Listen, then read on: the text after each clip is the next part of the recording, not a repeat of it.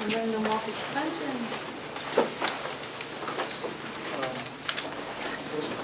Hi again, everybody.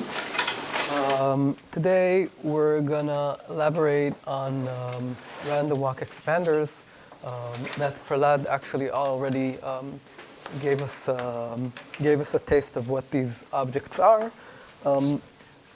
I'll redefine everything simply due to the fact that I prefer a different notation than what he gave, and it will also give us a good opportunity to repeat these things.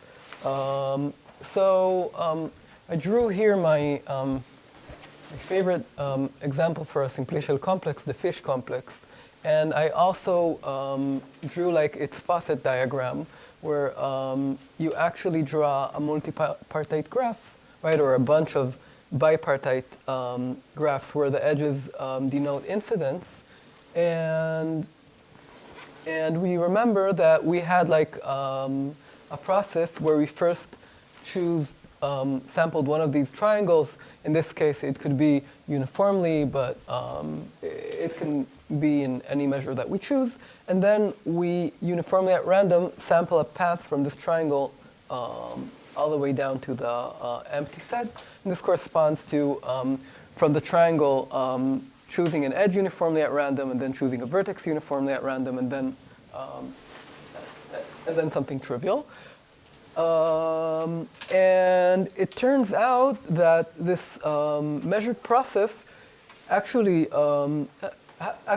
helps us to define two natural random walks on k faces. And the first random walk is the upper walk, where I go from k face to k face by a shared k plus 1 face. So in this example, I go, for example, from edge to edge by a shared triangle. So my process is, if I'm at a particular edge, I choose a triangle that contains it, and then from that triangle, I choose uniformly at random another edge. So from edge AC, I might traverse to edge AB, or maybe edge BC, or I might stay in edge AC. So this just generalizes our walk from vertex to vertex by a shared edge, right? This is the usual adjacency operator walk that we already know. But in simplicial complexes of a higher dimension, we also have the lower walk, where I can go from k face to k face by a shared k minus 1 face, okay, by going through their intersection. So here, given that I'm in some edge, I first choose one of its vertices, okay, which will be the intersection, and then I traverse to another edge that has this vertex, and might or might not share a triangle with this edge, okay? So we call these two walks the upper walk. Okay, we're given some t and xk.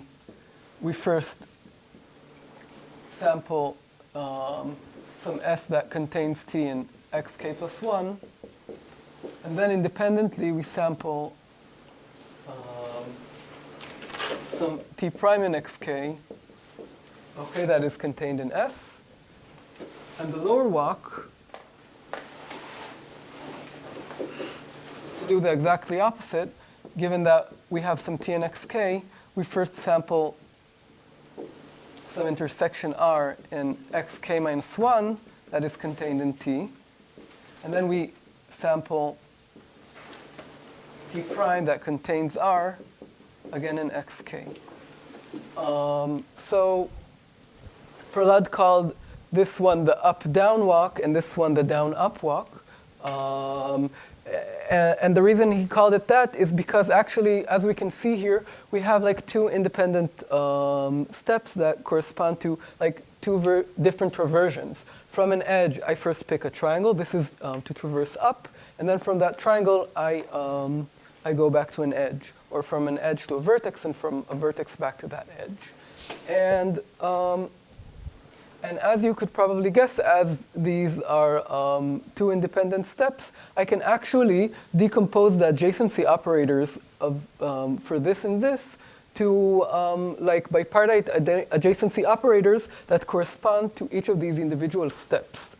Okay, so so these are the random walks we defined yesterday, and now I want to talk about something new, which are called the up and down operators, which are just the bipartite adjacency operators of each of these individual steps. So in general, when I have a bipartite adjacency operator, I begin from a function on one layer here, and then this operator actually takes us either up to a function on the next layer up or a function on the next layer down. So basically, if I have a real valued function on the k faces, and I look at up of f, okay, then this will give me a function, okay, on k plus 1 faces. Okay, this will be the up operator. And how do I define up of f on a k plus 1 face? I just do it by averaging. So I take expectation on all the t's that contain s, and I look at f of t. So for example, let's look at an example.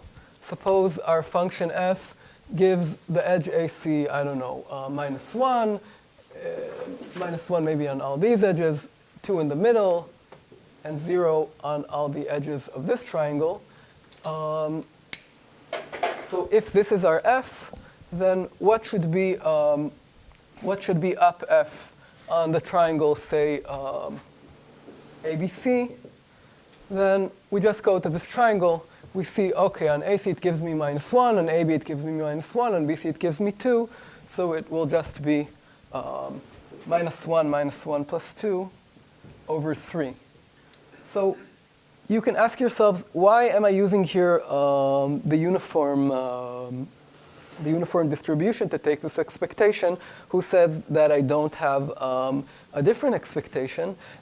And the reason is that given a triangle, okay, when I take the next step to an edge, this is done with uniform probability.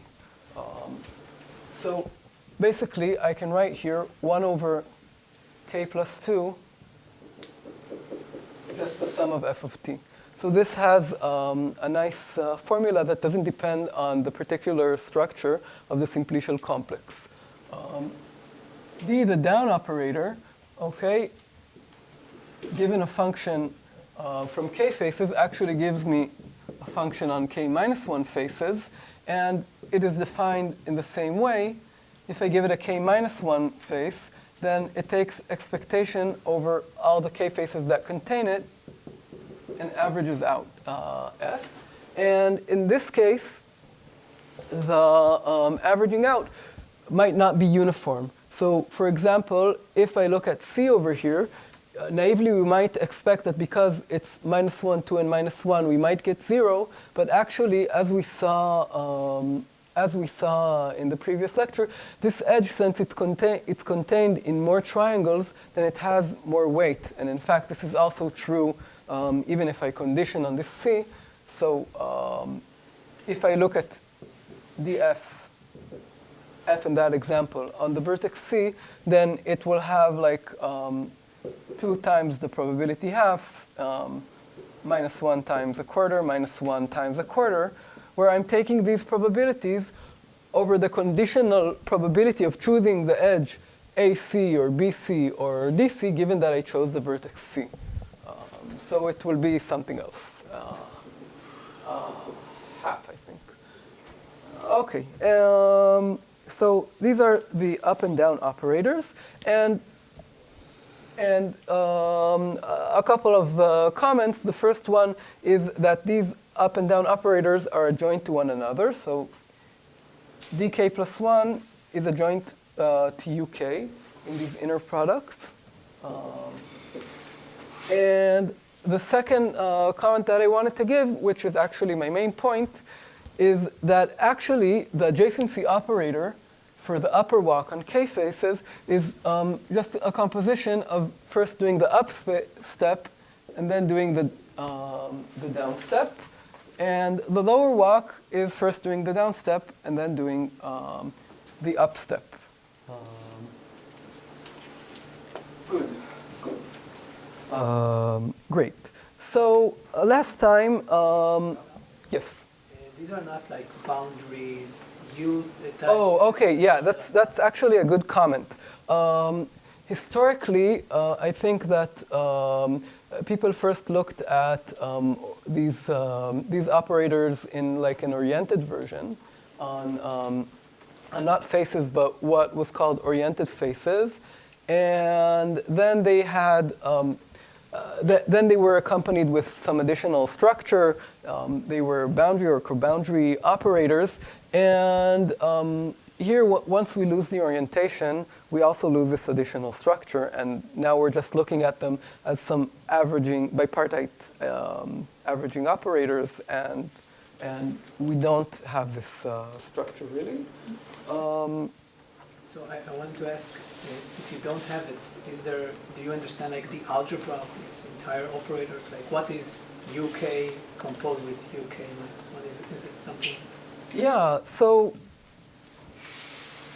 that's an excellent question, because that was also my second comment, that composing these operators up and down, they just correspond to taking steps in this measured process in different directions.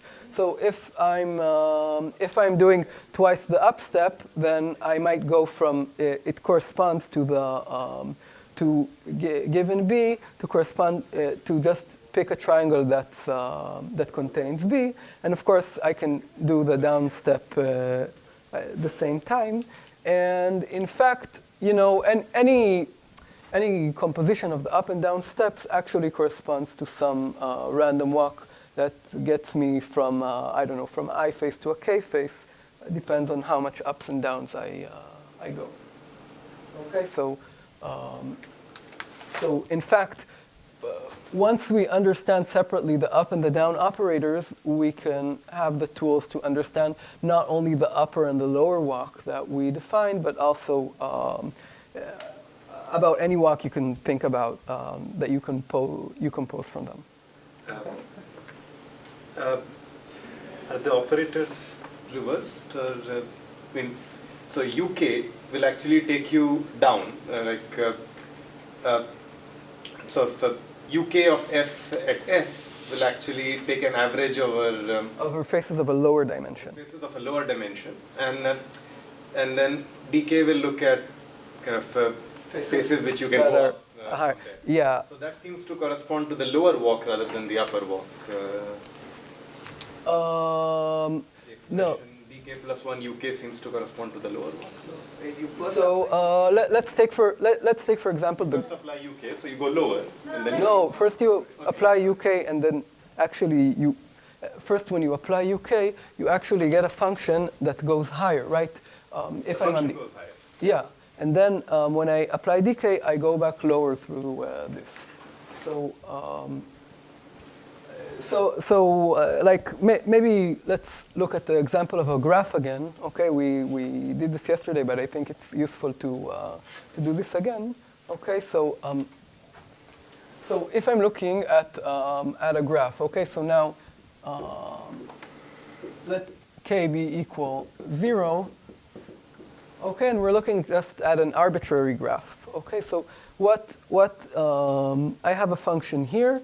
The up step, just given an edge, gives me an average of its two vertices, and the down step, given a vertex, will average on this average. And what we will get from this, okay, is something that will be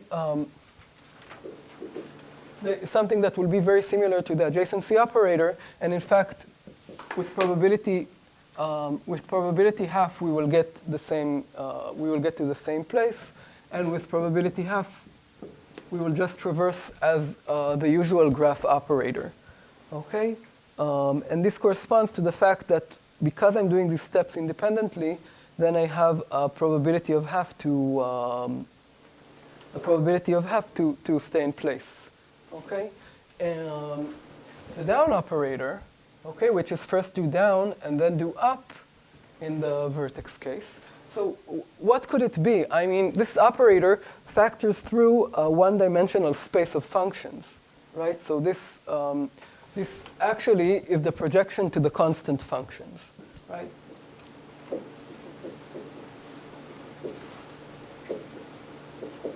So you see the directions must be in this way because the down operator indeed projects me down to the constants, which corresponds to the lower step. I think the confusion is that when you run the random walk, you actually multiply from left. And when you don't do the function, you do from right. Yeah, that's maybe. Even in the graph, that's what happens. So Yeah, the walker, you upright multiply from left. Yeah, it gets, you need to get used to the notation. Yeah, to read it in Arabic or in Hebrew. No, for the functions. For the actual walker, you Yeah. At some point, I kind of convinced myself that the walk is opposite of what the operator says. Like,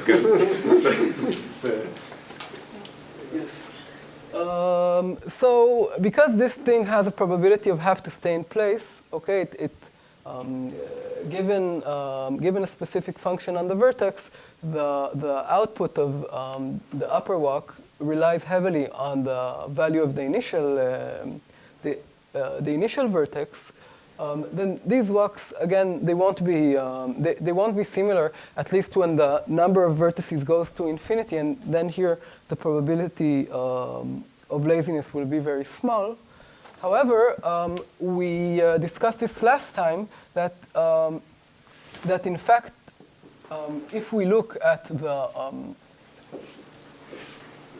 difference between the non-lazy adjacency operator and the lower walk, okay, then in operator norm, this is exactly the two-sided spectral expansion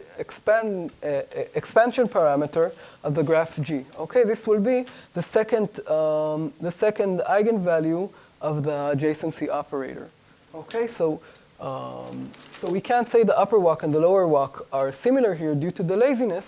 But if we look at the non-lazy part of the upper walk, then in certain cases we can say that it's similar, at least spectrally, to the lower walk. And when does this happen? Precisely when G is an expander graph. Okay, so in general, we would like to say that our definition to high-dimensional expanders encapsulates the same idea. So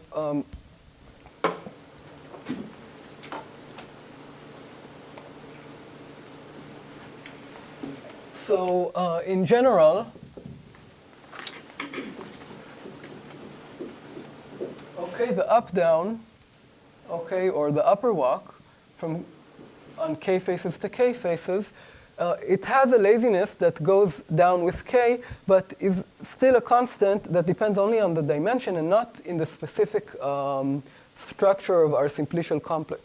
So, for example, for an edge, it doesn't matter to which triangle I go up to, the probability to stay in the same edge is 1/3, right? Because it's 1 over the number of edges inside a triangle. So in general, we can decompose this operator to 1 over k plus 2, which is the probability to stay in place, plus k plus 1 over k plus 2. Let's call it m of k, where m of k is the non-lazy upper walk. Okay, so in m of k, I don't take two steps independently. I go from k face to k face, where I also demand that the faces t and t prime here will be different from each other. Okay, and we define X, a d-dimensional simplicial complex, to be a lambda random walk high-dimensional expander, okay, if the non-lazy upper walk minus the lower walk is less or equal to lambda whenever k is properly defined here. Okay? So what does this mean? This means that I define a random walk expander precisely when going through the upper walk and going through the going through the non-lazy upper walk and going through the lower walk are similar, again, at least in a spectral sense. So obviously, one motivation for this definition is that it maybe generalizes our definition of a spectral expander in the graph.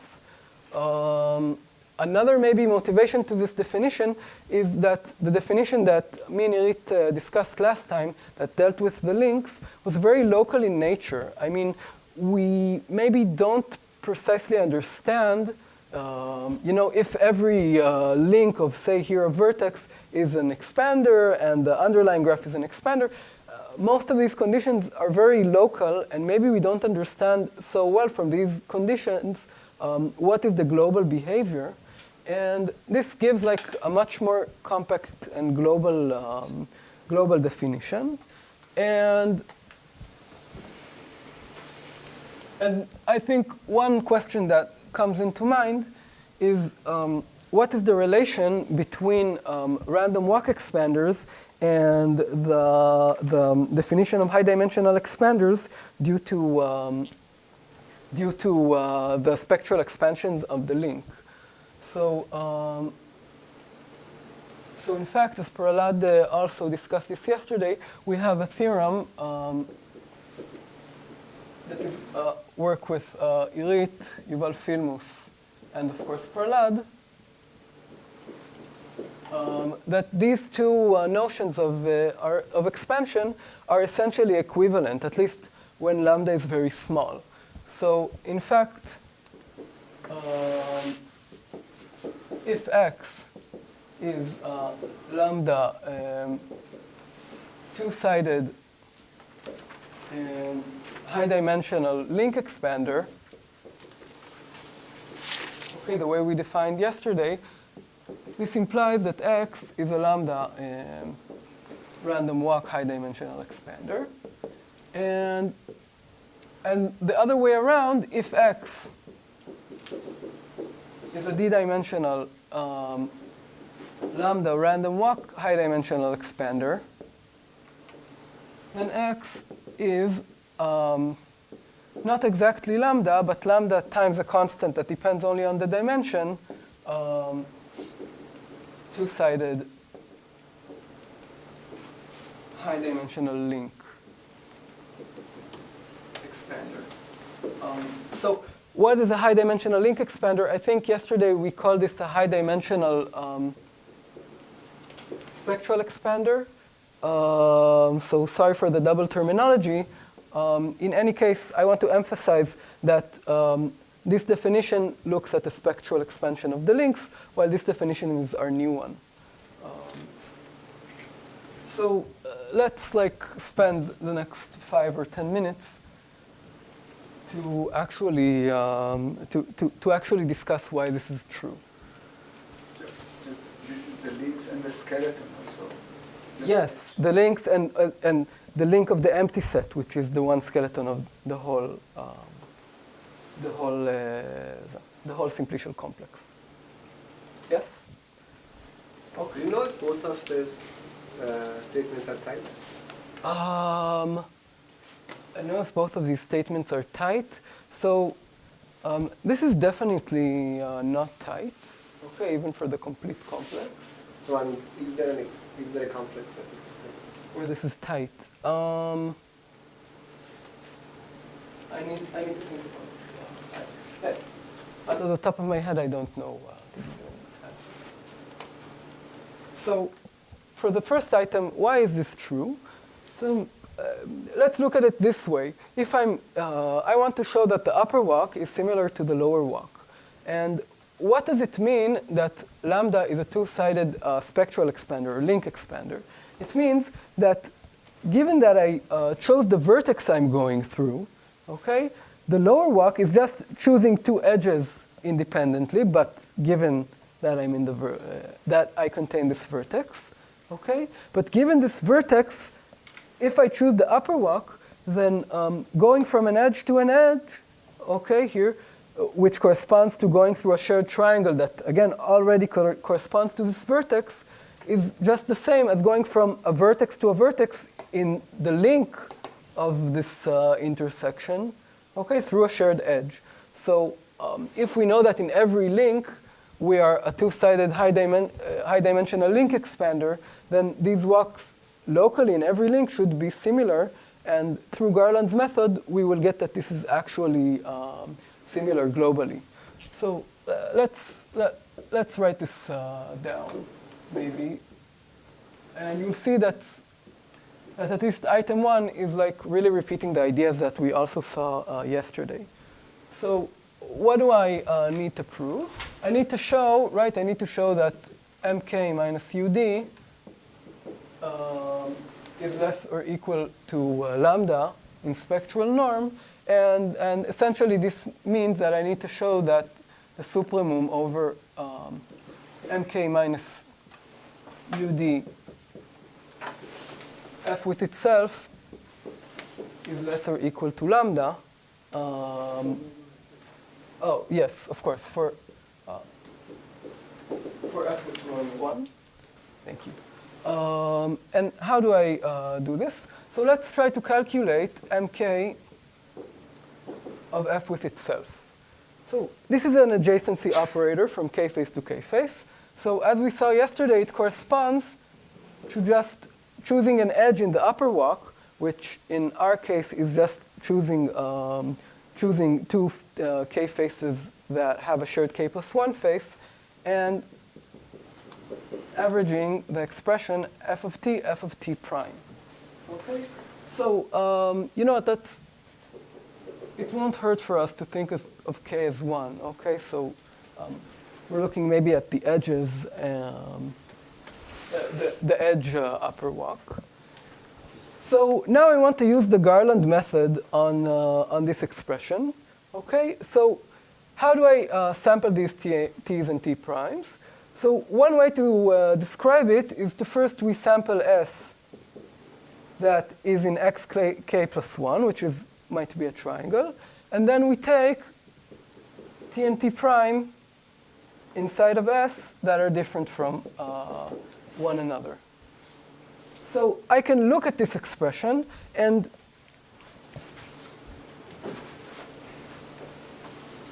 now to use Garland's method, just similar to what we did yesterday, let's condition this on the intersection of t and t prime. So first, let's choose a vertex v in the intersection of t and t prime.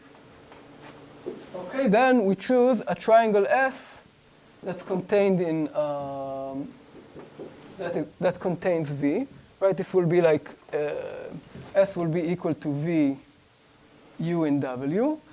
And then I output t, which will be vu, and t prime, which will be vw. Right? So doing this is the same as doing this. But now, what do I see? Again, if I take a triangle, given that it contains v, it's precisely equivalent to choosing uw as an edge in the link of v.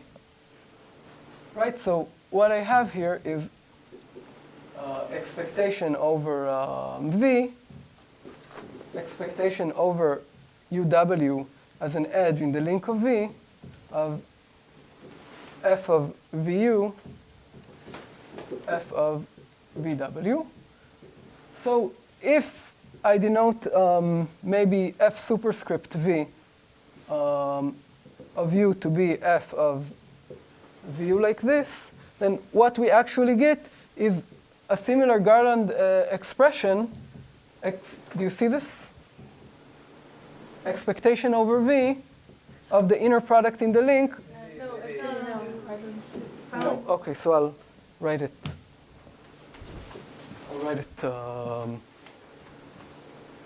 I'll write it here maybe. You still need the fish?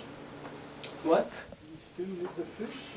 I might need the diagram. The fish itself is.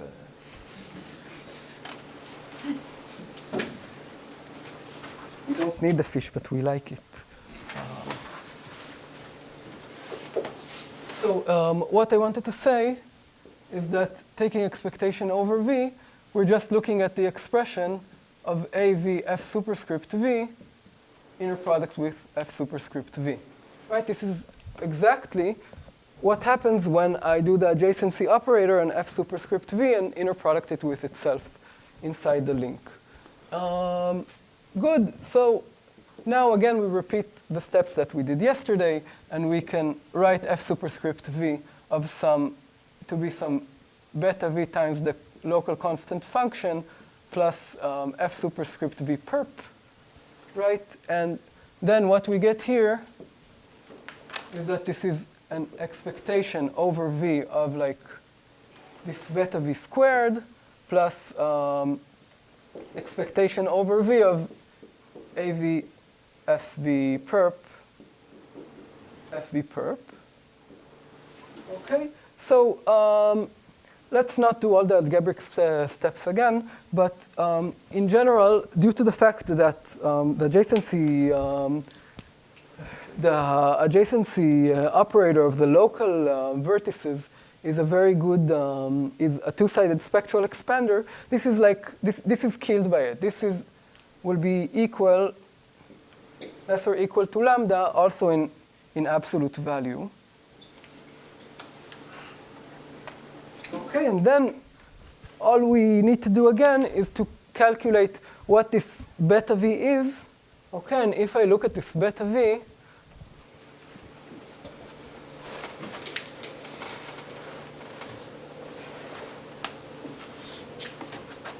so what is this beta v? It's just an average over all the u's in the link of v of f superscript vu, which is the same of averaging all the edges that contain v, f of vu. So what is the average on all the edges that contain v, f of this thing? This is just the down operator operating on f at vertex v. So what we can say is that this expectation of beta v squared is just equal to the inner product of df df. And as we said before, the joint of df, of d is u, so this is just up down f with itself. So what we're getting here in essence is that if I take mkff and I subtract this expression, then what remains is something that is less than lambda in absolute norm. Okay? So again, this is like the ideas are very similar to what we saw yesterday. I look at some mysterious operator. I try to decompose it via the local structure in what we call Garland's method.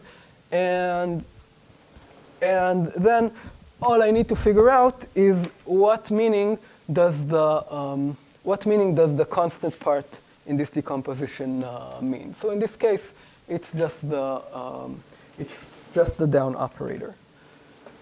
So this is like one item. For item 2, I don't think I want to do the full proof, but let me maybe just sketch what the main idea is. So in item 2, I know that globally, the up and down operators, their difference is less than lambda in spectral norm. And you would maybe expect that because this thing is global and every link looks at just a little portion of this walk, then maybe, I don't know, maybe one link could be bad and all the rest could be maybe very good, and still globally it would average out to be a pretty good random walk. However,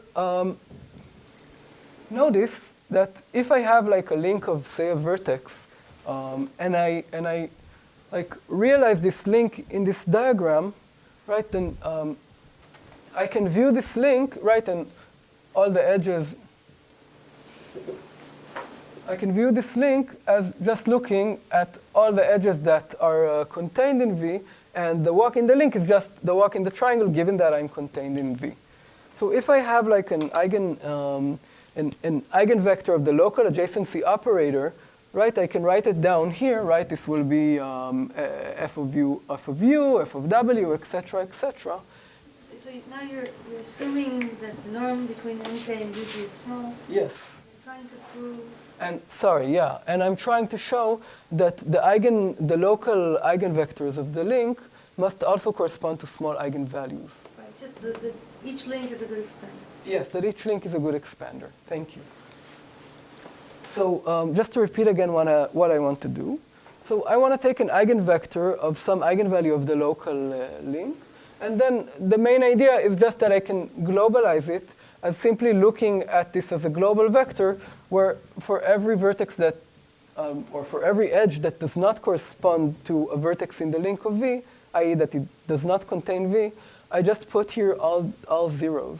And if you do the calculation, then from here it's almost all calculations to see that the local eigenvalue must be small, because this difference will be small. And somehow this difference, if I look at it over this global function, all its weight is like concentrated inside the link. So how bad is the dependence on K? How bad is the dependence on K? So we get like a 3k plus 1 constant. That's what also appears in the theorem, I think. That's also because of a similar induction to what happened last time, because you just do because p plus 1 times lambda, right? Yeah. And that's because of some induction. So it's not because of some induction, it's some internal computation in the proof. What are the losses? Coming back to how tight the bounds are, where do you lose? I think the point is you're approximating each of these local random walks with the lambda I matrix. Now when you add them up, these local random walks, all at every location, k of them will be added up. Because there is no distortion. I mean, they don't add up and cancel each other. I mean, in reality, this is what happens. In reality, they do, but but this calculation doesn't see. In this calculation, we just treat all of the eigenvalues to be equal to lambda, approximated with lambda I, and then there is no cancellation. So you can get k copies added up at a single entry. That's why you factor k. I should also say that this k, it somehow also relates to the laziness or the inverse probability of the probability, like here when we need to calculate the down operator, then we look at some laziness here, and it somehow ruins our constant. But to tell you the truth, I'm not sure that this is. I'm not sure that this is tight. I mean, it might be an artifact of the truth, and in fact, we can get something better, maybe. Okay, good. So I think that in the last portion of my talk, I would like to show maybe the advantages in this definition in decomposing functions on k-faces in some natural way.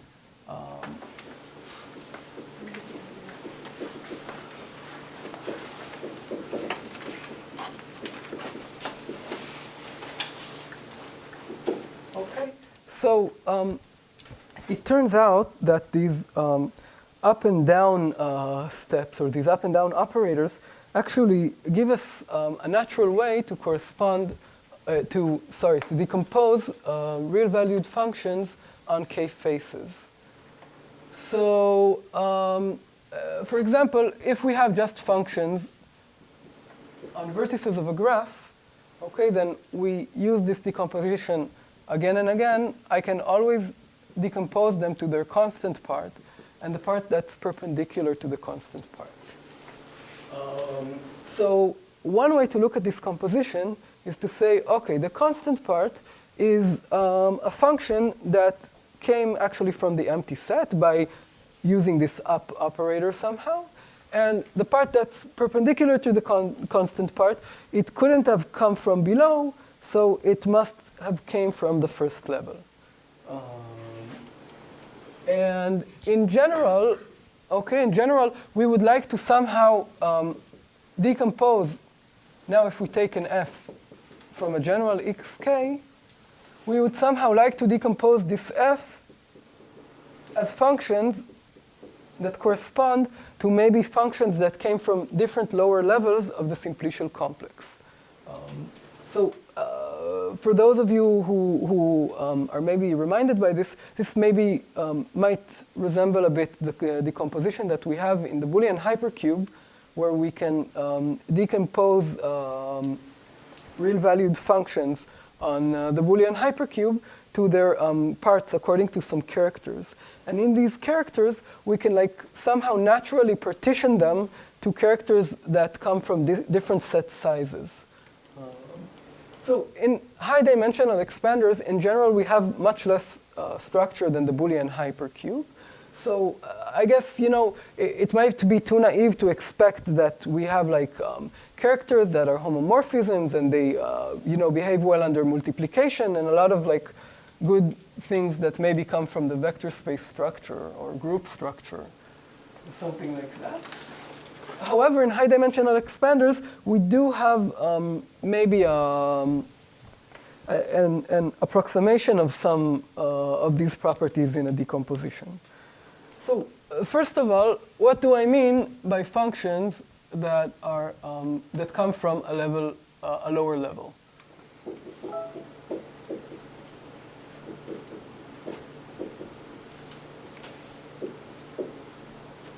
So what do I mean by these fj's? So one guess of something that should be a natural example of a function that comes from a level j is just if f, or maybe not fj, but a function that might have came from the level j is just the indicator of maybe all the s's that contain some fixed t0 in xj. So for example, if we look at j equals 1, then we can look at 1 to be all the s's that contain maybe a specific edge uv. Okay? So why do we look at this as a function? Fj is a linear combination of such? This is the way you... Yeah, so thank you for that. I'm saying one example is this function, and I can, of course, maybe if I wanted to say that this was a decomposition, then I would probably want to say that f that comes from the level j should be maybe a linear combination of these functions. But maybe just one step before that, I mean, why do we even perceive this function as a function that comes from the level j? So I can think of two reasons. The first reason, which is a purely combinatorial reason, is that the output depends only on j vertices. Right? So here, the output on S only depends if S contains these two vertices or not. And another maybe intuition that maybe this indicator it actually comes from a function on the edge set. Okay, just the indicator of the set UV itself.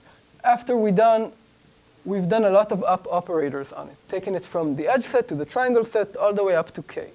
Okay, maybe I'll abbreviate this by u of 1 to k. Okay, so this is not exactly an equality, but if I multiply here by some scalar that is due to the fact that we're actually averaging and not summing up, then this is true. So the first property is the first property is maybe combinatorial, and it's not too apparent on how we generalize this. However, the second property, right, maybe we would just want to say that J-level functions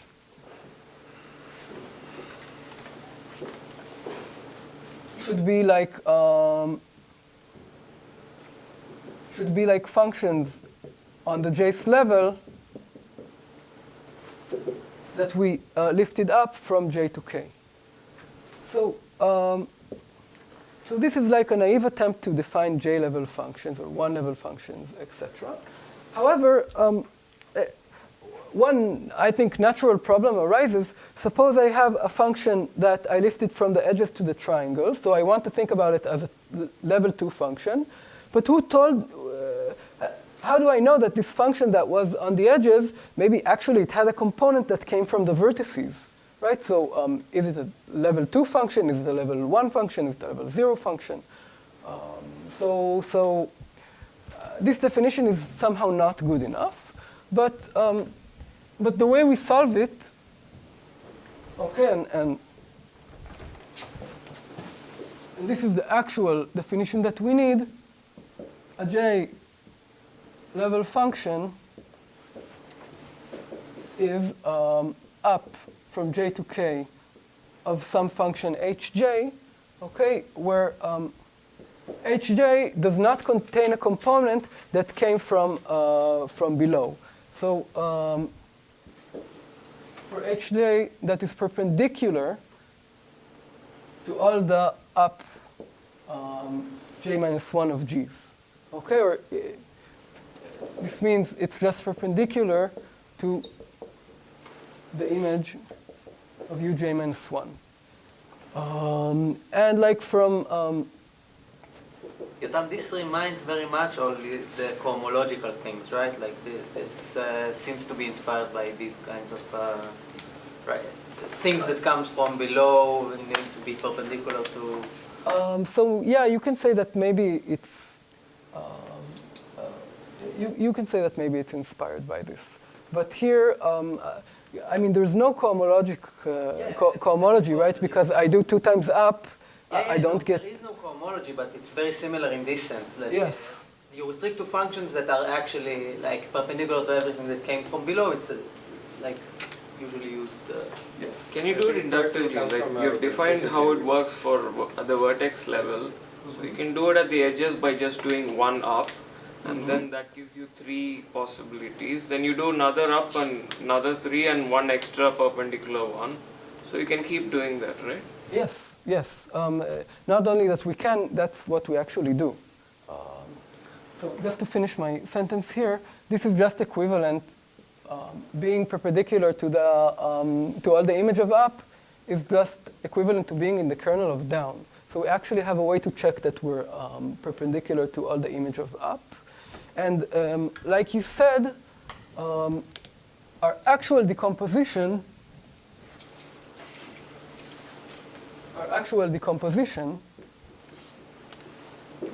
okay, so our f will be equal to a sum. F j goes from -1 to k, f equals j, where f equals j is some function on the jth level that is in the kernel of the down operator, or equivalently is perpendicular to the to its own up operator. So we take this function and you just lift it up. And what you said is correct. I mean, once I know this decomposition is true for the vertex level, which is true from trivial reasons, I can immediately by induction get this composition to the edges. So I don't want to do it here, but that's all there is to it. So we call this. Is some sense unique if you restrict? Yes, that's a great question. So we call this a decomposition, but in fact, it's not a unique decomposition, or it doesn't have to be a unique decomposition all the time. And in fact, you know, suppose that for the up operator, we don't, its kernel is not trivial, there's some vector in the kernel, then this means that I could write 0, right, using 2 types of HJs, for example. So In fact, it's an if and only if, but in general, this decomposition doesn't have to be unique, and it might not have maybe orthogonal. Sorry, where have you done arbitrary choices? So I'm saying that these HJs, a priori, if the kernel of U of this composed up operator is not empty, right, then I can write 0 either as uj to k of 0 or uj to k of some other vector in the kernel. No, but I don't understand. I mean, that makes that makes the make the representation, that makes HJ makes not unique, but that doesn't make, but FJ is still unique. FJ is still unique. I mean, like, maybe we can just count the dimensions. There are probably too many functions here. Yes, I think that's also supposed to be true, right? Yeah. No, but I still don't understand. So what? I mean, if you have a non-trivial kernel of this up operator, okay, so you can take two different HJs that both give you 0. Yes. But the FJ, F equals. Oh, I see. So when I said unique, I meant that these HJs are necessarily different. But why this decomposition is not unique? So just maybe because of like a dimension argument, where here we have like dimension 3 space of functions, and it maybe couldn't have come from. No, but isn't the definition kind of unique by construction? Like you take F, you look at everything that comes from below, that's some subspace of all possible functions. Yes. And then Fk is just Fk the is just of F that lies in the orthogonal complement. Yes. So Fk, right? Fk is just something in the kernel of this, and it's orthogonal to everything that comes from below. But let's look at Fk minus 1. So initially, Hk minus 1, right? It was orthogonal to everything that came from below.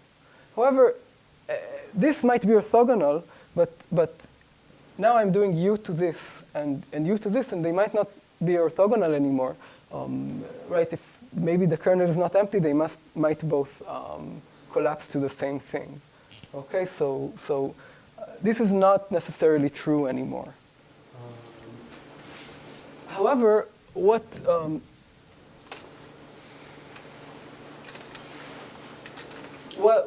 is true, and this is also a theorem, that if X is a d-dimension lambda random walk expander for lambda small enough compared to the dimension, then this is a unique decomposition. Okay.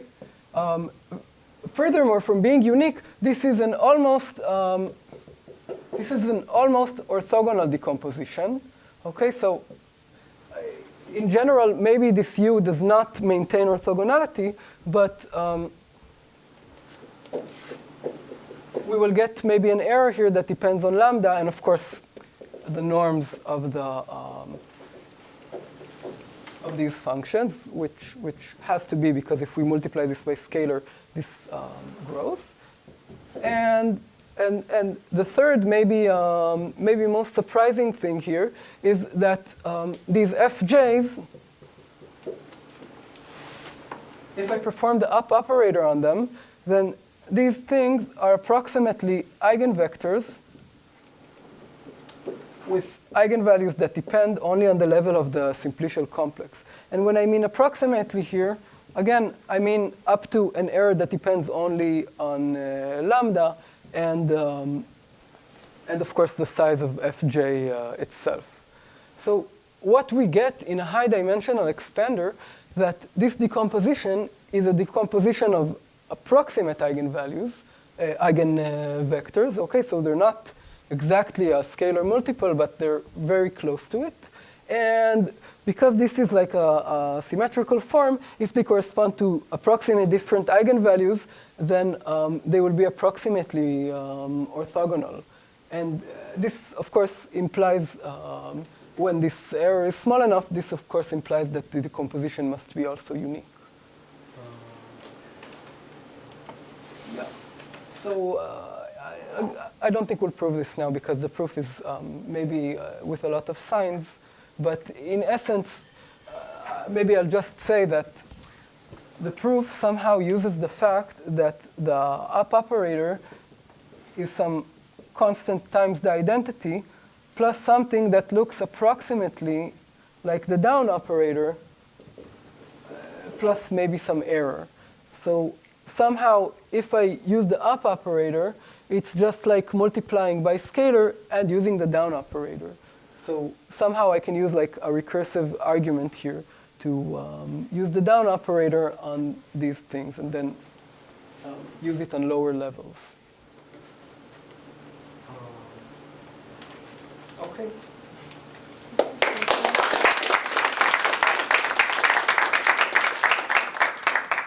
Okay, before lunch, any more questions for Yotam? Wait, sorry, you might have started this, I missed it. So do 2 and 3 hold in any case, even if you don't have the condition on lambda? No. This is. All three of the results. Yes. How trivial you like it? Yeah. Yeah, no, The concepts are very bad. the concepts are very bad. Oh, they go Exponentially? Oh, yeah, that's right.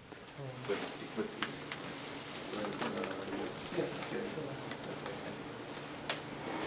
More questions? Okay then.